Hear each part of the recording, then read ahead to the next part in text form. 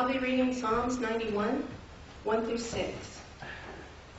He who dwells in the shelter of the Most High, who abides in the shadow of the Almighty, I will say to the Lord, my refuge and my fortress, my God in whom I trust. For God will deliver you from the snare of the fowler and from the deadly pestilence.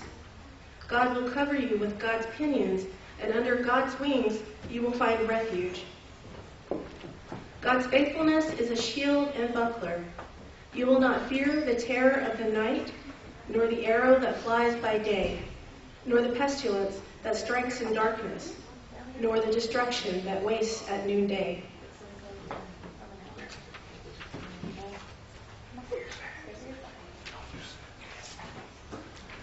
Please rise for the reading of the Gospel of the New Testament. It's coming out of Luke chapter 16, verses 19 through 31. It's coming out of the Common English Bible. There was a certain rich man who clothed himself in purple and fine linen, and who feasted luxuriously every day. At his gate lay a certain poor man named Lazarus, who was covered with sores. Lazarus longed to eat the crumbs that fell from the rich man's table.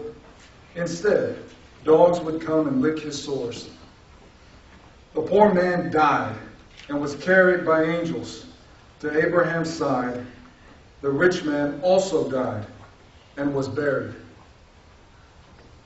While being tormented in the place of the dead, he looked up and saw Abraham at a distance with Lazarus at his side. He shouted, "Father Abraham, have mercy on me. Send Lazarus to clip the tip of his finger in water and cool my tongue because I'm suffering in the flame." But Abraham said, "Child, remember that during your lifetime you received good things, whereas Lazarus received terrible things. Now Lazarus is being comforted, and you are in great pain. Moreover, a great crevice has been fixed between us and you. Those who wish to cross over from here to you cannot, neither can anyone come from there to us."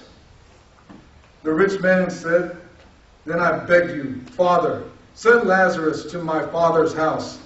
I have 5 brothers. He needs to warn them so that they don't come to this place of agony." Abraham replied, "They have Moses and the prophets. They must listen to them."